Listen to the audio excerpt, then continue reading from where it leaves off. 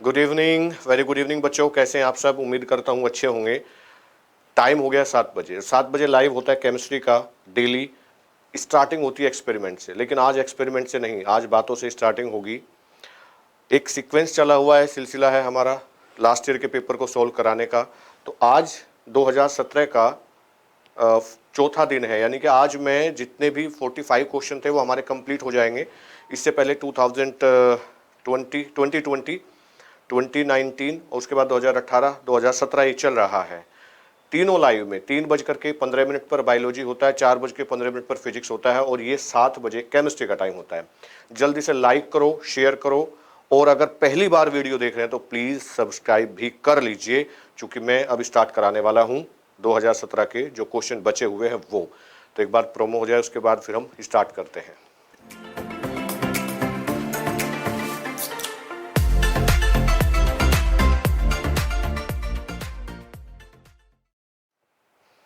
हाँ जी, welcome again. Question time और 2017 का क्वेश्चन पेपर है। एक काम करिएगा, आप टेलीग्राम ग्रुप हमारा ज्वाइन कर लीजिए, जहां आपको बहुत सारे हमारे क्वेश्चन पेपर मिलेंगे, मॉडल सेट पेपर या नोट्स भी मिलेंगे आपको। और दूसरी बात ये कि क्रैश कोर्स चला हुआ है 2021 का नीट का, आप उसको भी ज्वाइन कर सकते हैं। काफ़ी बच्चों ने ज्वाइन किया है और बहुत गर्म जोशी के साथ में बहुत अच्छे से हम उसको करा रहे हैं। नीट 2022 का फाउंडेशन कोर्स भी हम स्टार्ट कर रहे हैं, तो उसके लिए एक सही समय है कि जब आप अप्लाई कर सकते हैं। ठीक है, ये सारी बातें हो गई और फटाफट क्वेश्चन नंबर जो आज है 34, क्वेश्चन नंबर 34 ये है बेटा। 2017 में IUPAC पूछा गया था, बहुत टफ नहीं था, आसान सा है। इस तरीके के सवाल भी आते हैं। इसका IUPAC नाम क्या होगा?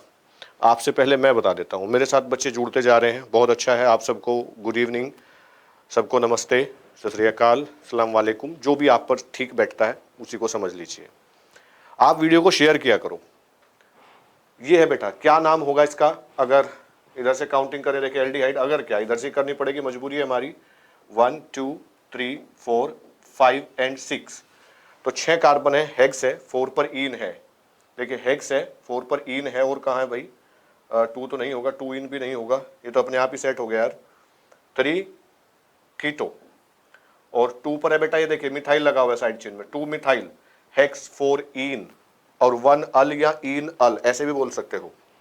ऑप्शन ए हो गया आपका। ठीक है, और इसमें आप इसको अच्छे से लगा सकते हैं, अल्फाबेटिकली भी चलता है इसमें। और वो फंक्शनल ग्रुप जो मेन फंक्शनल ग्रुप नहीं है, जो एज ए प्रीफिक्स यूज होता है, उसको पहले वो साइड चेन की तरह कंसिडर होता है। फिर जो मेन चेन है उनमें अगर एक से ज़्यादा चेन है, बहुत सारे रूल हैं, आप मेरी वीडियो देखिएगा IUPAC को लेकर के। ठीक है, दूसरा क्वेश्चन आपकी स्क्रीन पर ये रहा। दूसरा क्वेश्चन क्या है? The reason for greater range of oxidation state in actinoid is attributed to, मतलब जो लैंथेनॉइड और एक्टिनोइड है आपको पता है, वैसे तो डी ब्लॉक जो एलिमेंट है ये इनर ट्रांजिशन है, तो ट्रांजिशन या डी ब्लॉक एलिमेंट दे शो वेरिएबल ऑक्सीडेशन स्टेट, और इनकी ऑक्सीडेशन स्टेट जो है वो हाई तक जा सकती है। तो उसके पीछे का रीजन क्या है?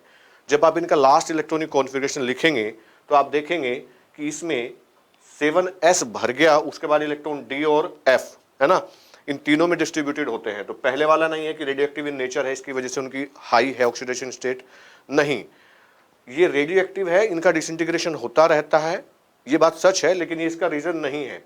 एक्टिनोइड कॉन्ट्रैक्शन ये रीजन नहीं हो सकता। एक्टिनोइड कॉन्ट्रैक्शन तो रेडियस से रिलेटेड है, वो उसकी एक्टिविटी को वो कर सकता है। तो बेटा सी ऑप्शन है इसमें। 2017 का सीधा क्वेश्चन था पीरियोडिक टेबल से। अब ये वाला जो क्वेश्चन है आप देखिए, ये आया है आपका आइसोलेशन वाले चैप्टर से, लीचिंग से। इस चैप्टर में से जो क्वेश्चन पूछे जाते हैं वो आपके फ्रोथ फ्लोटेशन से रिलेटेड होते हैं, वो आपके जोन रिफाइनिंग होता है, वेपर फेज रिफाइनिंग होता है, मोल्ड प्रोसेस होता है, इनसे जुड़े हुए। कई बार ओर्स या आपके जो एलॉयज हैं उनको मैचिंग कराते हैं, कभी कभी कुछ प्रोसेस का नाम लिखते हैं और मैच कराते हैं। तो ये वो वाला क्वेश्चन है। देखिए लीचिंग के बारे में कहा गया है कि extraction of gold and silver, तो गोल्ड एंड सिल्वर ये भी पूछ सकते थे किस प्रोसेस से होता है। तो नाम लिखे अपने आप, लीचिंग विद CN, NaCN होता है इसलिए CN माइनस लिखा है, CN minus, silver is later discovered by, यानी कि लास्ट स्टेप में सिल्वर आपको कैसे मिलता है। तो जो सिल्वर ओर्स के रूप में प्रेजेंट है, जब NaCN उसके साथ मिलाते हैं बेटा, वो एक कॉम्प्लेक्स फॉर्म करता है, सोडियम का कॉम्प्लेक्स फॉर्म होता है, और लास्ट के स्टेप में जब जिंक शामिल करते हैं, चूंकि जिंक बहुत ज्यादा रिएक्टिव है, तो जिंक सिल्वर को रिप्लेस कर देता है और उसकी जगह खुद ले लेता है, तो हमें सिल्वर मिल जाता है।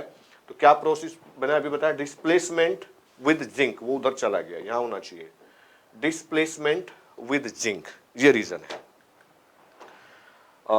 फिर आपको मैं याद दिला दूं कि टेलीग्राम ग्रुप है, टेलीग्राम ग्रुप में आप EKEDU लिखेंगे, एकलव्य एजुकेशन की शॉर्ट फॉर्म EKEDU, हमारा टेलीग्राम ग्रुप आ जाएगा, आप उसको ज्वाइन कर लीजिए। वहाँ पर रेगुलरली पेपर देते हैं, आपको कुछ पॉइंट्स होते हैं, कुछ हिंट्स होते हैं, कुछ वीडियो वहाँ पर डालते हैं, तो जितना भी कंटेंट है। फिर दूसरा ये है कि कुछ बच्चे और भी वहाँ पर अपनी चीज़ें शेयर करते हैं, अच्छे अच्छे कंटेंट आपको मिलेंगे टेलीग्राम ग्रुप में, ये फ़ायदा होगा वहाँ जुड़ने का।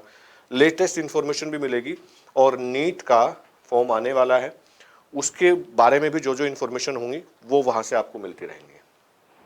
अगला ले लो भाई question, ionic mobility of which of the following alkali metal ions is lowest when aqua solution of their salt are put under an electric field. इनमें से कौन सी धातु है जिसकी आयनिक मोबिलिटी जो है, गतिशीलता आयनिक, वो सबसे कम हो जाती है जब उसको उसके नमक के जलीय घोल को एक विद्युत क्षेत्र में रखा जाता है। तो सबसे ज़्यादा मूवमेंट वाला जो है, जो आयन होगा, वो सबसे छोटा है, लिथियम है, क्योंकि जैसे जैसे साइज बढ़ता है आयनिक मोबिलिटी बढ़ती है, ठीक है। तो उसमें आपका लिथियम होगा, लिथियम से ज़्यादा हो जाता है सोडियम, उससे ज़्यादा पोटेशियम, उससे ज़्यादा रुबिडियम, और चूंकि सबसे ज़्यादा इलेक्ट्रोपॉजिटिव फिर सीजियम हो जाता है, ठीक है। ये रीज़न रहेगा इसका।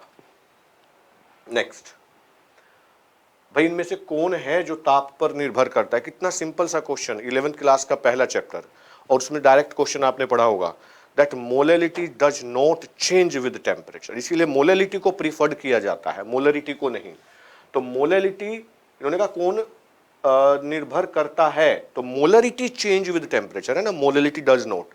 सो मोलैरिटी है जो ताप पर निर्भर करती है, क्योंकि जब ताप बढ़ाएंगे तो जो विलयन है उसका आयतन बढ़ेगा, वो एक्सपेंड होगा, और कंसंट्रेशन जो है बाकी चीज़ों की वो कम हो जाएगी आयतन बढ़ने से। मोलैरिटी में नहीं होगा, क्योंकि मोलैरिटी में हम सॉल्वेंट को प्रीफर करते हैं। ये फॉर्म है आपके डिस्क्रिप्शन में वीडियो के, आप जाकर के देखेंगे, इसको भर देंगे तो अभी भी समय बचा हुआ है, कुछ दिन और बचे हुए हैं जब हम स्कॉलरशिप रखे हुए हैं। जैसे ही वो सीट फुल हो जाएंगी, फिर आपका स्कॉलरशिप का भी जो एक लॉन्च किया है हमने, आपके लिए छूट दी है कि 100% स्कॉलरशिप कुछ बच्चों को दी जाए, तो वो बाद में नहीं मिलेगी। तो जल्दी से इस फॉर्म को फिल कर दीजिए, ताकि फिर आपको यहाँ से सेंटर से कॉल की जाए और आपको समझाया जाए कि आप उसके हकदार हैं, तो क्या करना होगा आपको। एक ये है बेटा, if molality of the dilute solution is double, अगर किसी तनु विलयन की, डाइल्यूट सॉल्यूशन की जो मोलैलिटी है, मोललता है, उसको हम डबल कर दें, तो मोलर डिप्रेशन कांस्टेंट Kf पर क्या फर्क पड़ेगा। एक्चुअली जब Kf की वैल्यू आप निकालते हैं ना, तो वो आपके ध्यान हो मोलरिटी पर डिपेंड करती है, मोलैलिटी नहीं। कौन से फॉर्मूले की बात कर रहा हूं, molarity dot RTF square upon delta HV वाला, ठीक है, एंथैल्पी ऑफ वेपोराइजेशन यूज करके जब Kf निकालते हैं। इसमें कई बार आप कंफ्यूज हो सकते हैं, कई बार आप सोचेंगे delta TF is equal to KFM, इससे नहीं बेटा, यहाँ तो ये होता है, इसको निकालने के लिए जो फॉर्मूला हमारे पास है वो दूसरा फॉर्मूला होता है, तो वो Kf का रिलेशन मोलरिटी से है, मोलैलिटी से नहीं। तो आप मोललता को दुगुना करो, तिगुना करो, 4 गुना करो, कोई फर्क नहीं पड़ेगा, इस पे अनचेंज रहेगा। 2017 ऐसे ऐसे क्वेश्चन केमिस्ट्री में बहुत ज्यादा टफ नहीं होते हैं, 4-5 क्वेश्चन को छोड़ करके। एक ये है, ये वाला क्वेश्चन आपके, इसको आप इक्विलिब्रियम से समझ सकते हैं, केमिकल काइनेटिक्स से भी समझ सकते हैं। मैकेनिज्म ऑफ हाइपोथेटिकल रिएक्शन, एक हाइपोथेटिकल रिएक्शन है, x2 + y2 give 2xy is given below. यहां एक कंसेप्ट आपको याद करना पड़ेगा बेटा, कि जो स्लो रिएक्शन होती है ये वाली, ठीक है, रिवर्सिबल रिएक्शन होती है, आप देख सकते हैं, ये आप याद भी कर लीजिए, एक्स्ट्रा पॉइंट है आपके लिए, कि जो रिवर्सिबल रिएक्शन होती हैं वो स्लो रिएक्शन होती हैं, और जो यूनिडायरेक्शनल होती हैं वो फास्ट रिएक्शन होती हैं, और ये आयनिक रिएक्शन भी होती हैं। मोस्टली जितनी आयनिक रिएक्शन है they are mostly fast reaction. उनका रेट आप इजीली डिटरमाइन नहीं कर सकते, तो जो स्लो रिएक्शन है उसका रेट इजीली डिटरमाइन किया जा सकता है, यूज है ना। तो स्लो जो रिएक्शन है, इसमें हम इसको बोलते हैं रेट डिटरमाइनिंग स्टेप, RDS करके लिखते हैं, और इसमें कैलकुलेट करने की जो प्रोसेस है उसका नाम है steady state of approximation. RDS में क्या करेंगे हम, जो रेट होगा बेटा, ये हो जाता है जो आपके रिएक्टेंट है that is x and y2 इनके डायरेक्टली प्रोपोर्शनल। तो एक कांस्टेंट हमने k ले लिया यहां पर। अब जो x है वो आपको किसी भी रिएक्शन में आप देखेंगे उपलब्ध मिलेगा, फास्ट वाली रिएक्शन में। यहां लिखा हुआ है ना पहले वाली रिएक्शन में। अगर बेटा मैं इसमें k इसका लिखूं कांस्टेंट तो वो हो जाएगा x² अपॉन x2। ठीक है, x2 को मैं इधर ले आता हूं तो x इज इक्वल टू बेटा k डॉट x2 का अंडर रूट। ऐसे हो गया। तो यहां से मैंने x की वैल्यू निकाली, अब मुझे वो यहां पुट कर देनी है x की जगह पर। ये होता है फास्ट रिएक्शन से आप इंटरमीडिएट की वैल्यू निकाल करके स्लो वाले जो रेट लिखा है उसमें आपको पुट करनी है। तो ये आपका हो गया k, है ना, पूरा ये k और ये k मिल करके अंडर रूट k बाहर ले आता हूं मैं। इसको k1 लिख सकते हो आप, चाहो तो मर्जी आपकी, इसको k2 लिख सकते हो, जो भी मन करे। इसको k1 मान लीजिए, k2 k3। x की जगह पर क्या लिखूं मैं, x की जगह पर हो गया k2 1/2 y2। तो रेट कितना हो जाए, इसका ऑर्डर क्या हो जाएगा बेटा, इसका तो 1/2 है और इसकी पावर क्या है 1 है। ऑर्डर ऑफ रिएक्शन कैसे निकालते हैं, रेट के टर्म में जब लिखा जाता है तो कंसंट्रेशन की पावर कितनी है, तो ये 1.5 हो गया है। 1.5 ऑर्डर है इस रिएक्शन का, 1.5। ये डायरेक्टली कई बार नहीं पढ़ाते हैं, टीचर्स को छोड़ देते हैं, लेकिन बहुत सिंपल सा क्वेश्चन है, हम नहीं छोड़ेंगे इसको। अगला क्वेश्चन बेटा, आप जुड़े रहिए। आपका आज मैं नाम नहीं लूंगा चूंकि आप वीडियो को कम शेयर करते हैं। वीडियो को शेयर करेंगे तो मैं आपका नाम लूंगा। कभी तो मेरा फर्ज बनता है ना, मेरा हक बनता है कि कभी मैं आपसे थोड़ी सी नाराजगी दिखाऊं। तो आज वही है, आप प्लीज वीडियो को शेयर कर लें जिस ग्रुप में हैं, जहां पर आप जुड़े हुए हैं। अच्छा लगता है जब काफी बच्चे हमारे साथ जुड़े, अच्छा लगता है, बहुत अच्छा लगता है। डेली ऐसे ही जुड़ा करो साथ में। शाम को 7 बजे केमिस्ट्री का समय होता है और केमिस्ट्री जो स्टार्टिंग होती है वो एक मैजिकल एक्सपेरिमेंट के साथ होती है। आप देखेंगे मेरी पीछे की 2-3 दिन की वीडियो, एक मैजिक लेकर के मैं आपके लिए आता हूं। कल भी मैं एक मैजिक लेकर के आपके लिए आऊंगा और फिर हम वीडियो की स्टार्टिंग करते हैं। इसमें लिखा है भाई Ag2C2O4, है ना, silver salt of carboxylic acid, oxalic acid का कि संतृप्त घोल में Ag प्लस आयनों की सांद्रता, Ag प्लस की जो कंसेंट्रेशन है वो गिवन है 2.2 इंटू 10⁻⁴ मोल पर लीटर बेटा। इसकी घुलनशीलता यानी कि सोल्युबिलिटी प्रोडक्ट पूछा है आपसे। तो जब आप इसको डिसोसिएट करेंगे बेटा ये टूटेगा 2 Ag प्लस में प्लस C2O4 2 माइनस में 1 माइनस S 2S और S इस तरीके से। तो KSP कैसे होगा, KSP बेटा होता है प्रोडक्ट अपॉन रिएक्टेंट। प्रोडक्ट आपका 2S की पावर 2 और ये S 1 माइनस S तो इग्नोर हो जाता है, आपको पता है, तो 4S की पावर 3, 4S की पावर 3 और बेटा S हो गया KSP अपॉन 4 रूट क्यूब। ऐसे करेंगे, KSP निकालना है ना तो इसको करने की जरूरत नहीं, सीधा KSP, S जो कंसंट्रेशन है वो S है, तो क्या करना है मुझे, बस 4 इंटू S की जगह रखा 2.2 इंटू 10⁻⁴ की पावर 3, ये करना है। तो पावर तो सब में सेट करके दिया हुआ है पहले, 4 3 12 है ना, पावर 12 हो जाएगी, इन 2 में दी हुई, इनमें नहीं है। और 2.2 का क्यूब रूट, अगर 2 भी होता 2 4 8 8 चौक 32, 3.2 से ज्यादा 5.3 के आसपास, 5.3 ऐसे करके, इतना फास्ट काम करना है। ये अगला क्वेश्चन, ये आपका इंटर हैलोजन का, आपको यहां पर उनकी स्ट्रक्चर दी हुई है, तो हाइब्रिडाइजेशन करके निकाल सकते हैं। एक तरीका है, देखिए X-X7, तो IF7 जैसा होता है ना बेटा। IF7 की स्ट्रक्चर आपको याद होगी, पेंटागोनल बाइपाइरेमिडल। पेंटागोनल बाइपाइरेमिडल कहां है, पेंटागोनल बाइपाइरेमिडल इसके साथ मैच कर गया बेटा। और IF है ना, X सिंगल बॉन्ड X डेक्स, ये इंटर हैलोजन है। इंटर हैलोजन वो कंपाउंड होते हैं जो हैलोजन के मुकाबले में ज्यादा रिएक्टिव हैं, स्लाइटली पोलर हैं। 2 डिफरेंट हैलोजन्स आपस में मिलकर के जो कंपाउंड बनाते हैं, that is called inter halogen compound. तो वो लीनियर स्ट्रक्चर होती है, उसमें लोन पेयर काफी हो जाते हैं और स्ट्रक्चर डाउन होकर के बनती है लीनियर। तो A के सामने 3, देखिए कहाँ है, A के सामने 3 ये रहा, और भाई D के सामने 2, D के सामने 2 है। अब ऑप्शन A और B में से आपको चूज करना है कि कौन सा होगा। अब जैसे BRF3 है, ऐसे देख लीजिए, BrF3 है, तो 2 लोन पेयर के साथ में ये स्ट्रक्चर आपकी बनेगी टी शेप, ऐसे बनेगी इस तरीके से, ठीक है। तो टी शेप लगा लीजिए आप बी के सामने, ये रहा बी, आपका ऑप्शन आ गया। बहुत सिंपल सी, मतलब थोड़ा फास्ट में इसलिए लेके चल रहा हूँ यार। एक तो 2017 में कि क्या पूछा गया था, कैसे सोल्व करना है, मेन ये है। हाइब्रिडाइजेशन की वीडियो आप मेरी देख लीजिए, चैनल पर दी हुई है, कैसे हाइब्रिडाइजेशन निकालना है, अभी लेटेस्ट मैंने कराई थी।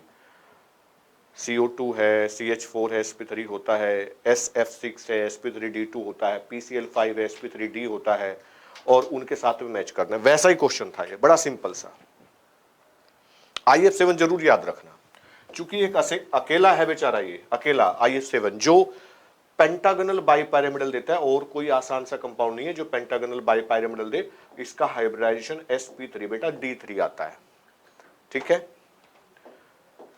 सिंपल सा क्वेश्चन आपके सामने, कौन सा तथ्य सही नहीं है, मतलब गलत बात बतानी है कि गलत बात कौन सी लिखी है।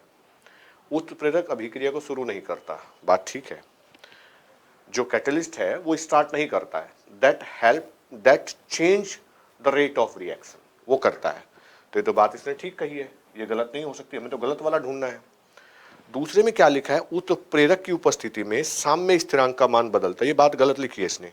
एक्चुअली उत्प्रेरक जो है ना, वो रिएक्शन को फॉरवर्ड बैकवर्ड वो फास्ट कर सकता है, लेकिन Kc की वैल्यू को वो चेंज नहीं कर सकता। हमने गलत ही बताना था, ये गलत बता दिया। एंजाइम बायोकैटेलिस्ट होते हैं, ये बात सही लिखी हुई है। सह एंजाइम जो को एंजाइम है वो एंजाइम की रिएक्टिविटी को चेंज करते हैं, बढ़ाते हैं, ये भी बात ठीक है। तो गलत बात ढूंढनी थी। बहुत सीधा सा लिखा हुआ है कि जो कैटलिस्ट हैं वो इक्विलिब्रियम कांस्टेंट की वैल्यू को चेंज करते हैं, जो कि ऐसा नहीं होता है। Catalyst are external substance which accelerate the rate of reaction but does not change the value of Kc, ये होता है स्टेटमेंट। ये थोड़ा सा कॉम्प्लिकेटेड है आपके लिए, बताएं जरा। अगर स्क्रीन पर नहीं दिख रहा है तो मैं दिख रहा है वैसे, ये लिखा है C2H6O कॉपर के साथ। पता है आपको, एक ऑक्सीजन वाला एल्कोहल हो सकता है, एल्डिहाइड हो सकता है, लेकिन कॉपर क्या करता है, कॉपर एल्कोहल को ऑक्सीडाइज करता है। तो बेटा C2H6O क्या है, C2H5OH, या खोल के लिखें तो CH3CH2OH। ये हो गया देखो formula, 6 hydrogen 2 carbon 1 oxygen, copper डाल दिया मैंने, ये क्या है X, कॉपर डालने पर ये एल्डिहाइड बनेगा CH3CHO, ठीक है। और देखो ये CH3CHO बनेगा तो सिल्वर मिरर का टेस्ट देता है, तो इससे भी हिंट मिल गया भाई, एक एल्डिहाइड होना बनता है, कीटोन नहीं बन सकता, क्योंकि सेकेंडरी अल्कोहल भी तो हो सकता है ना। सेकेंडरी अल्कोहल ऑक्सीडाइज होकर के कॉपर के साथ में कीटोन बनाता, लेकिन टोलन रिएजेंट ने हमारे हाथ बांध दिए कि आप कीटोन कंसीडर नहीं कर सकते, वो एल्डिहाइड होगा। उसके बाद में उसको OH माइनस की प्रेजेंस में हीट किया गया, Y क्या होगा, और यहाँ ये जो हाइड्रोजन जैसा लिया है ना, ये वाटर रिप्लेसमेंट करता है, वाटर रिप्लेसमेंट करता है, ठीक है, एल्डिहाइड के साथ में, तो C double bond N compound बनता है। तो A क्या है भाई, A तो हमारा हो गया है, ये रहा A हमारा इथेनॉल है, A हमारा इथेनॉल है, इथेनॉल नहीं इथेनॉल। और X हमारा, फिर X पूछा है ना, A के बाद X पूछा है, X हमारा इथेनॉल है, इथेनॉल। इन दो से ही हो गया काम, सी ऑप्शन। सिंपल सा, लेकिन सिंपल कैसे कि अगर आपने खूब मेहनत की है, ऑर्गेनिक को ठीक से समझा है, तो ही बात बनेगी। देखना क्या लिखा है, एसिटेमाइड बेटा CH3CONH2, कौन सी रिएक्शन है जो इसको CH3NH2 में कन्वर्ट कर देती है, कौन सी रिएक्शन है जो CO को गायब करती है बेटा, ध्यान आया कुछ, एरो पे लिखा हुआ था Br2KOH, कौन सी रिएक्शन है ये Br2 के साथ में, हॉफमैन ब्रोमेमाइड रिएक्शन। कार्बाइलामाइन नहीं करती, कार्बाइलामाइन तो RNH2 क्लोरोफॉर्म और KOH के साथ में आइसोसाइनाइड बनाती है, काफी इंपॉर्टेंट है अपने आप में। स्टीफन रिएक्शन भी ये नहीं करती, स्टीफन रिएक्शन का आपको पता है नाइट्राइल ग्रुप के लिए होती है। गैब्रियल थैलेमाइड ये प्राइमरी एलिफेटिक अमाइन बनाती है, एरोमेटिक अमीन नहीं बनाती। तो केवल हॉफमैन ब्रोमाइड, और तीनों ही रिएक्शन नाइट्रोजन कंटेनिंग कंपाउंड से जुड़ी हुई है। 12th क्लास में जो आपका अमीन वाला चैप्टर है, ये क्वेश्चन थे 45 क्वेश्चन, 45 क्वेश्चन जो आपको नीट 2017 में जो आपसे पूछे गए थे, तो ये लेक्चर नंबर 4, 3, 2, 1 आप देखेंगे तो 2017 का पूरा पेपर मैंने सोल्व किया है। और ये थोड़ा सा मैंने जल्दी में कराया, लेकिन बाकी की चीज़ें मैंने डिटेल में 4 ऑप्शन है, क्यों नहीं है, क्यों है, ऐसे करके इंपॉर्टेंट चीज़ें भी बताई है। मैं चाहूँगा आप वीडियो को शेयर करें, सब्सक्राइब करें चैनल को, और लाइक तो बनता है। तो कल मैं मिलूंगा आपको मैजिकल एक्सपेरिमेंट के साथ में, और कल हम स्पेशल क्लास करेंगे। कल 2017 या 16 का नहीं करेंगे, 17 तो खत्म हो गया है। कल बहुत ही स्पेशल क्लास है, प्लीज़ आइएगा ज़रूर। Thank you very much.